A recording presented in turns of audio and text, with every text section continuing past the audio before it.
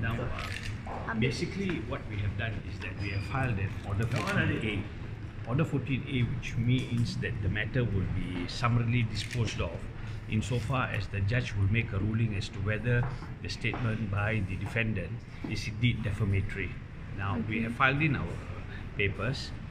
They have been given time up to they filed their reply on the 24th of May, which we have not received.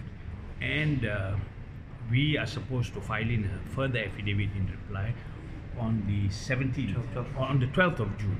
On the 12th of June, and on the 17th of June, there would be another case management wherein the judge will give directions for us to file in the submissions for this matter, and after which there will be a date for decision as to whether the statement that was made by the defendants are indeed defamatory or not, and they will proceed from there on. Okay. The decision, right, is not on 17th of June. No, right? it'll be a case management for the submission. judge to give further directions in respect of the submissions. Okay.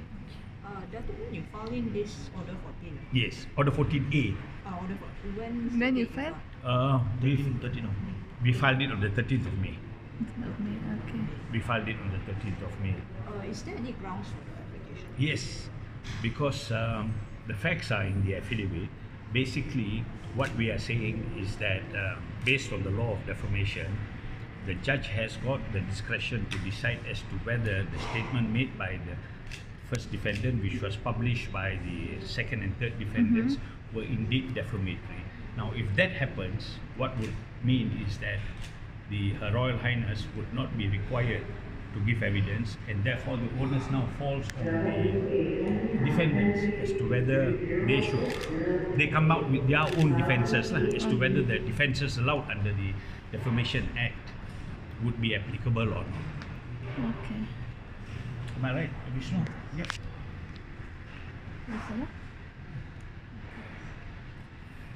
So now, beside this, on June 17th, right, the CM Yes. to give direction on submissions.